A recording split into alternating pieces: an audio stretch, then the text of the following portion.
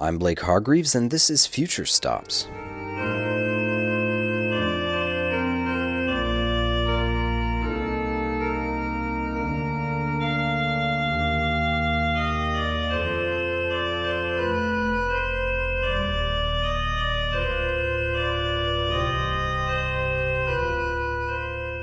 The music you're hearing is being performed by a world-famous organist, Xaver Varnus, at the newly opened Varnus Hall in Brooklyn, Nova Scotia. A small town on the east coast of Canada is not really where you'd expect to find the newest center for 21st century organ music, but with some help from his many friends in the organ community and a few of his new neighbors, Varnus is well on his way to making that happen. Today on Future Stops, we visit Xaver Varnus at his new home, studio, and recital hall, a deconsecrated church in a small town in Nova Scotia. Varnus is a concert pipe organist from Budapest who in his long career has given thousands of performances around the world on so many incredible instruments. But it was a couple of recitals in Nova Scotia some 3 decades ago that led him to the small community of Brooklyn, Nova Scotia. I have been here 35 years ago. I had a very nice friend in Nova Scotia, the mayor of the little city of Wallfield. His name was Bob Stead, and he invited me to playing some concerts here. So that time, 35 years ago, I played a concert in Wallfield. At the same time, I played some concerts in Halifax as well. That was my first visit here, and I was very much enjoyed this wonderful landscape of Nova Scotia. And my friend, Bob Stead, tried to seduce me to move to Nova Scotia. But I told him that, Bob, I'm still too young.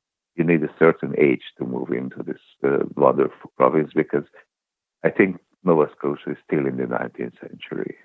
The way how the people talk, the structure of the society is more like 19th century society, and of course, 35 years ago I was too young for this, but now it's perfect. So I found this beautiful church. Actually, this was the Pilgrim United Church. Previously, I found this beautiful church, and I just realized that everything is together here for happiness, because the church is very beautiful, quite unique. It has a very unique kind of ceiling.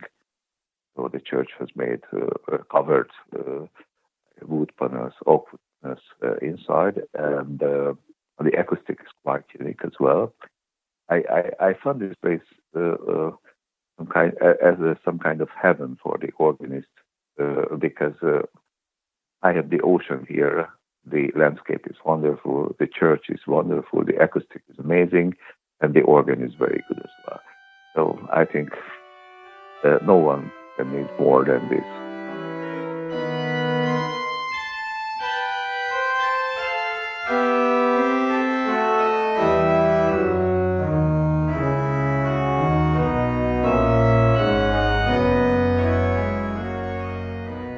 And, I had some kind of model for this, because 40 years ago, there was a very important organ center in Europe. That was the home of great Pierre Cochereau in Nice, on the south shore of France. He had a wonderful villa in the city of Nice, next to the sea. And in his villa, he had a great 5-keyboard organ. So, of course, he was playing on the organ of Notre Dame every Sunday. But during the weekdays, he came down to Nice, and this was one of the most important workshops for the organist in the 60s and 70s. And, my dream is something like this, to make some kind of secret place for the organist. They can meet here, they can play here, they can practice here, they can argue here with other organists about organ music, tempos, and all the details. So this was one of my dreams, because I'm at the age of 56, and in the last 40 years I met so many organists, old and young organists everywhere, and now I want to open this gate for all those organists, all my friends, come here and have conversation on organ music. In his quest to recreate Pierre Cochereau's organ retreat, Varnus came across an ideal location, the former home of the Pilgrim United Church in Queens County, Nova Scotia. There was only one problem. The church had no organ. Well, the story was so simple. As you know, the Canadian organist circle is a very small circle. So finally, I called to my friend Robert Hiller from Toronto, because of course he knows all the Casavant organs here in Canada. So I called to Robert and I asked him that, do you know any organ for sale here in Canada? I bought a wonderful church, but I need some nice pipe organ. He said that you're very lucky because one of the most beautiful instruments of Nova Scotia is on the market now, the First Baptist Church in Truro. So on the same night, I called to the music director of the First Baptist Church, Brenna, and I said, "Hi, this is Xaver Varnus. May I buy your organ tonight?" And she said, "Of course." So somehow I bought this organ exactly as simple as we order pizza.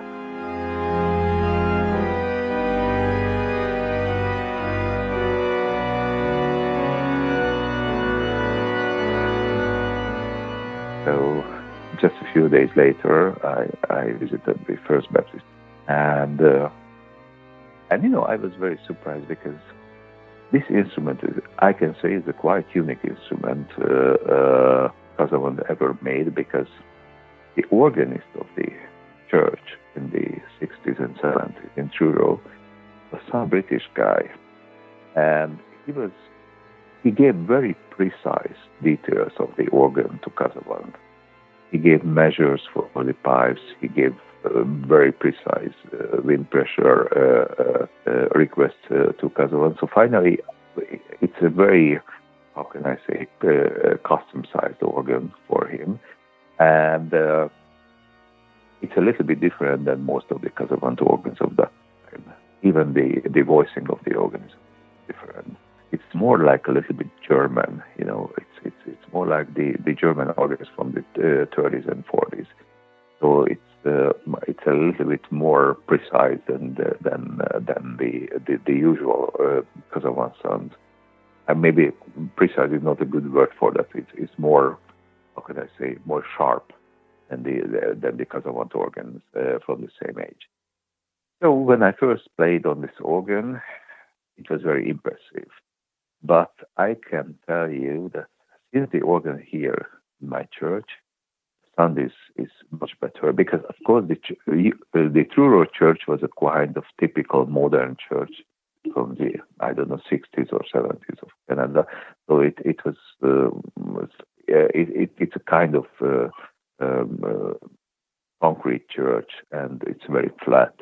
So the acoustic was not very good for organ. It was more like a carpet store. And then the organ arrived here, and we had much higher and much bigger space here for the organ. So since the organ is here, I can find that the organ is quite unique, quite beautiful, and in a very good shape. Wow. So you bought this organ sight unseen. You'd never played it before. Is that right? Yes, of course. But, you know, I know Robert for years, and I know that he knows, as I said, almost all the Casavant in the country. And I know that his taste and his judgment is very good. Actually, I bought the church on the same way, because I bought the church during COVID. And when I found the pictures and the description of the church, I said, I really want to buy. But I was not sure that, because I never been here in this little village before. And I was asking my agent, my real estate agent, so what was your profession before? Because I know that most of the real estate agents had some kind of other profession before. And he said, oh, I was a choir director. And I'm still a choir director. I have some small choir. And they said, okay, tell me, how is the acoustic? And he said, oh, it's wonderful. I said, okay, I trust you. Finally, I bought the church without seeing the church personally ever. So I was already the owner of the church when I first came here, and I had the same story with the organ as well. So when I called to Robert Hiller and said that, okay, there is a wonderful organ, so he knows the organ very well, because Robert, actually here in Nova Scotia, it's very difficult to find any kind of organ builder or organ tuner. There is only, as I know, one or two organ builders are still exist here. So usually Robert Hiller from Toronto coming to Nova Scotia in each year, once or twice, to tuning the organ. So he was very familiar with this organ. So when he said that this organ is an amazing instrument, I knew that his taste and his knowledge is perfect. And we are friends, so I was trusting in his words, and I got the organ.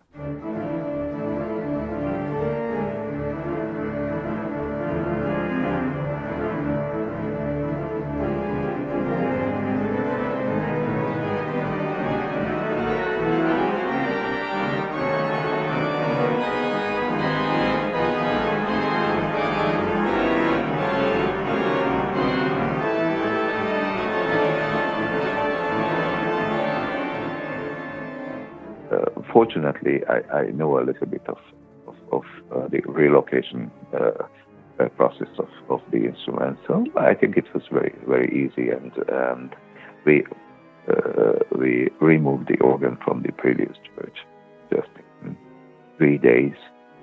The installation here in my church approximately 3 or 4 weeks, maybe it's a little bit more.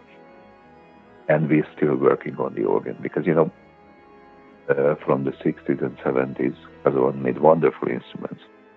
But the electrical system of the instruments, the old system of the memory combinations are not as good as the new instruments of the Kazavan organs. But there was no any real big challenge, but maybe when the organ builders try to move in the winches, maybe that was a little bit difficult because this church door was designed for people and maybe coffins for the funerals, but not for winches. So it was not very easy to moving in the winches to this old beautiful church. And of course, it was a great question of the size of the organ. Because, as I said, this organ was very custom designed by this British organist 40 years ago. Actually, it's quite unique because the winches are chromatical. So it's not C and C sharp side of the winches, but it's a chromatical. And of course, it was a great challenge that is the organ fit in the new church or not? And somehow it's very amazing. My dream was to put the 3 great winches just side by side. So my swell is on the left side. The positive is under the beautiful old stained glass window, just in the middle, and the Hauptwerk, the great organ, is on the right side. And I was not sure that the church is enough big for the 3 winches. On the day when the organ arrives, we measured again, and I still have 10 centimeter on the right side and 10 centimeter on the left side free. So it was measured for here. After installing the organ, Varnus' first performance was offered to the former congregants of the church. He turned to his next-door neighbor, Judy James, for help in reaching out to this community. What happened was he said, okay, his original idea was he was going to have a special concert for the people who had been members of the church, out of respect for the church, because he's very conscientious of the purpose of the church, and he maintains that. Okay, so he asked me if he could put my name down on Facebook as a reference, and I said, yeah, go ahead. And that was on Thursday night. He asked me, he asked me, and on Thursday night he put the notice down in Facebook, and I shared the notice. And 24 hours later, I had 5 concerts booked. And he said to keep it down to he would only allow 25 people in because of the COVID restrictions, right? He was only allowing 25 people in, and then and in 24 hours it was booked solid. I couldn't. And actually, he must have experienced it because I had went over to his place to talk to him about something because people were saying, "How much is it? How much is it?" And I had to reiterate that this was his gift to the community, right? So I was over at his place talking about it. I had my phone sitting on the couch, and it wouldn't stop buzzing, bleep, bleep, buzz, buzz, because it was people coming in to ask me about this concert. And like I said, I had filled 5 concerts in less than 24 hours, and I told him that. I said, "Look, I got a waiting list of 30 people." He said, "Okay, we'll do another concert." So there was the initial concert that he did on the 23rd, which was before Christmas, for the parishioners of the church. And then from the 26th of December until the 30th of December, he's booked 5 concerts, and they filled up immediately in 24 hours. And sadly, many people who were interested in classical music aren't on Facebook, so they didn't get the message. So the rumor was going around town, and everybody was calling me saying, "Judy, what's going on?"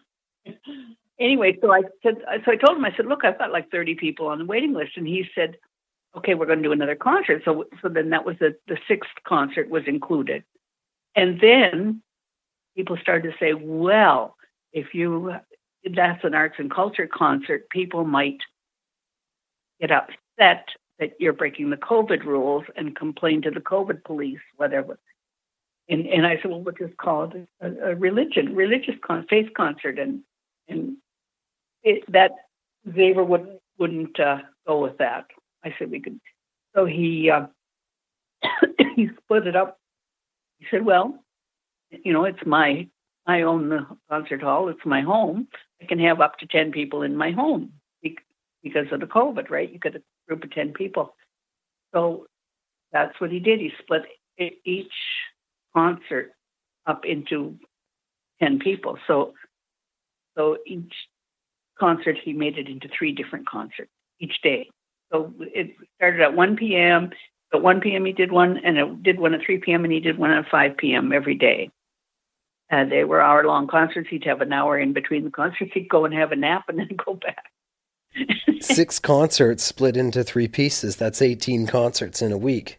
18 concerts plus the one that he'd done the week before, which would have made it 19. Yeah. And actually, he said that they'd be about 35 minutes, but actually ended up being about an hour long. And the people just loved them. I think the people, the former congregation of this, there are some older ladies and gentlemen lives around here who had some very close connection to this church in the last few years. I think they are very happy. They are very happy because 2 other people gave offer for this church before me. The first guy was thinking to opening some kind of dog beauty shop here, and the other guy was thinking to make some kind of condominium out of this church. So when I came and I said, "Okay, I don't want to make any change in the church. I want to use the church exactly as it is, and I want to put the organ in." So they become very happy. It's so unique now that almost every day someone is knocking on my door and said, "Can you play something on the organ?" So almost every day I have some kind of unexpected visitors. They are so nice. I think the usual, how can I say, admission fee is some muffins or some cakes because everyone is coming with some cake. Unfortunately, these beautiful people of Brooklyn doesn't know that I have diabetes. They're poisoning me every day. So almost every day I have visitors, and they are coming and they are listening to music. And somehow I can say that I can see the transformation of the people here, because, of course, this little town or little village was never deeply interested in classical music, but I can give you some very good examples. Approximately 3 weeks ago, some very nice gentleman visited me. He said he's a concert pianist, and said that his name is Walter Delhant. He lives in Lunenburg, but originally he's from Canada, but he lived in Europe for almost 40 years. And for almost 3 hours, I was trying to him to play something on my piano. And after 3 hours, finally, he turned to the piano and he played, I can say, the most beautiful Brahms Opus 118 I ever heard. It was beautiful. It was exactly as Horowitz played 30 years ago. It was amazing. And somehow, in the same moment, when this wonderful gentleman played on the piano, one of my neighbors in the church. And I don't think that this lady, she's a very wonderful lady, but I don't think that she was ever interested in classical music. And in the 5th minute of the Brahms, I saw the tears in this lady's eyes. And I think this is the most important thing. And we have to learn this very much, that for the great audience, the most important thing is the emotional way to find in the music, and not the intellectual way. First, you need the audience emotion, and when you have the emotion, of course, you can tell them more things, and you can play them more things as well. But you can't seduce the audience just by intellectual way. We had just been cleaning the church or something, because it was immediately prior to the concerts. And an elderly man came into the church, and he was in his 90s. And he brought in a picture of the church to Xaver. And he started talking about the church and Xaver listened to him and said, well, I'll play for you. And he played the organ for this man. It was such a treat for this fellow. He was just thrilled, I think.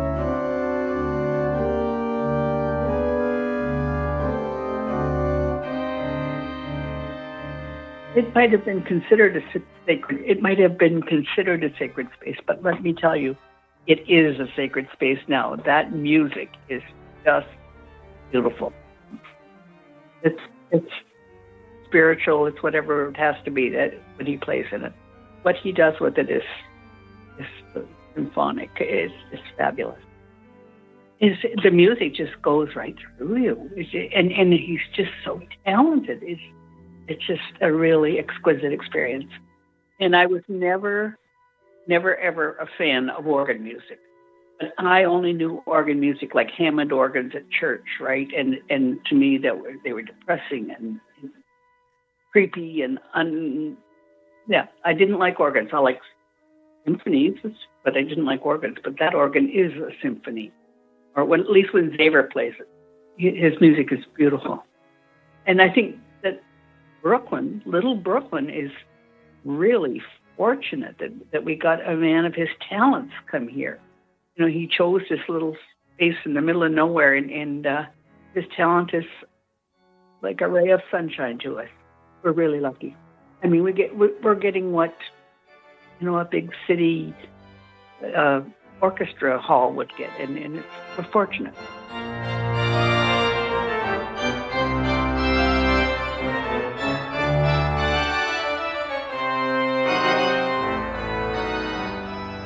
This is the most important thing, that I'm not the organist of this organ, and I'm not the organist of this church. I'm not a residential organist, or I don't know how we call this title. I'm just the poor and humble owner of this place, and this place is open for everyone who know how to play the organ and who want to play the organ.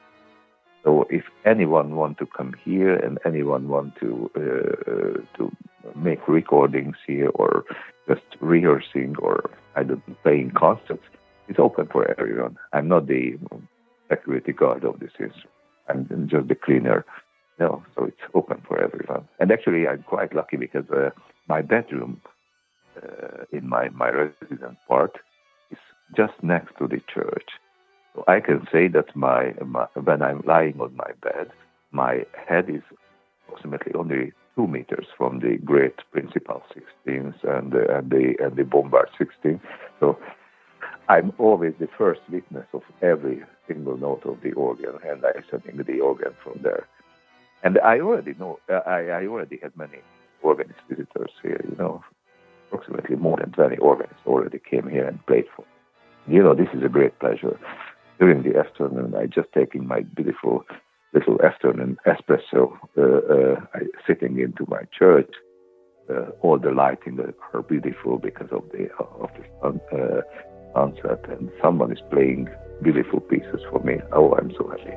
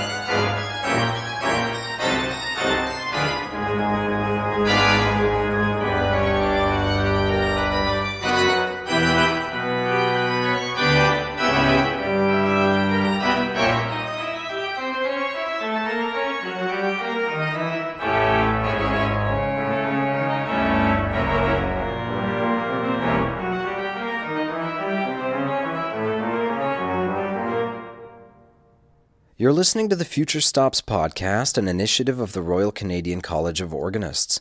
My name's Blake Hargreaves, and I'm your host as we explore the world of the 21st century organ. We just heard today's feature piece, an excerpt of Tchaikovsky's Romeo and Juliet, performed live at Varnus Hall in Brooklyn, Nova Scotia by Xaver Varnus. He's already begun planning an organ festival at Varnus Hall, securing commitments from some of his friends who are the stars of the pipe organ performance world. Taking place over several months, when travel permits, the festival will feature such pipe organ luminaries as Sophie Kochefer-Chopin and Ulrich Böhme, and serves as an extension of Varnus' larger mission, connecting people with the music he spent his life performing. You know, so many people here lived 50, 60, or 70 years without knowing anything of the organ music, without to know that who was, okay, they know that there was some kind of guy whose name was Bach or Vivaldi, but they don't know anything about the works of Bach. And somehow I think I'm a kind of missionary. I really like to showing them the menu, you know, because they are here on this earth, which is a beautiful, great restaurant for everyone, but they are always eating the same things because no one ever showed them the menu that you can order something else as well. So I think this is a great challenge for me because I can see the transformation of the people here locally, how the people are involved with the music of Bach. Because, you know, most of the time now, since the age of 50, I think 90% I played just Bach because I think he was the only important composer for the organ. Of course, and César Franck, but of course Bach was the greatest. And I just now realize that people are interested. It's not just a simple protocol thing to come here and surviving the concert, but they are interested. They are coming to me, and they said, "Okay, I just heard something from YouTube of Hugo Bach. Can you play for me?" So I can say that in the last 4 or 5 months, I saw some kind of great metamorphosis here regarding the of the music of Bach. And somehow I just realized that Bach still has some important message, even in the 21st century. I think this is the most important thing for us. That somehow the music of Bach is still very, very familiar, even for those people who never listened to him before. Because I think everyone knows this, that the base of the modern harmonies and the 19th century and later the 20th century, everything is based on the harmonies of Bach. When you're listening to ABBA or Bonnie M or all the great disco songs from the 70s, sometimes, for example, when I'm listening to ABBA, I'm not sure that maybe it was originally a Bach choral or something like that. The harmonica changes very much like the chorals of Bach. If you learning the live of all the great composers, almost everyone died with Bach, because what was the last pieces Brahms ever wrote was the choral preludes. I don't say in the style of Bach, but commemorating Bach. Alban Berg was listening Bach chorals when he was dying. Béla Bartók was listening and playing Bach pieces when he was dying. So I think maybe I'm not exaggerating when I'm saying that Bach, besides Shakespeare, the most important cultural heritage of the Western civilization. It's amazing how one person can make a decision that has the potential to positively impact a whole community so profoundly. Musicians like Xaver Varnus, who can see a 21st century meaning in the 270-year-old music of Bach, provide something exceptional in continuing timelines of cultural meaning. To present the music of the pipe organ in a deconsecrated church, a familiar but ultimately new context, continues a centuries-old story which is still being written. We'd like to thank Xaver Varnus for joining us on Future Stops. If you're interested in hearing more of his music recorded in this new Center for Pipe Organ, Varnus Hall, check out our Facebook and Instagram accounts for links to Varnus recordings and ongoing discussions about this and every episode of the show. And don't forget to subscribe to Future Stops so you never miss an episode. Future Stops is a podcast from the Royal Canadian College of Organists, produced by Andrew O'Connor with Haley Raymond as community manager and executive producer Elizabeth Shannon. And I'm your host, Blake Hargreaves. Thank you for listening.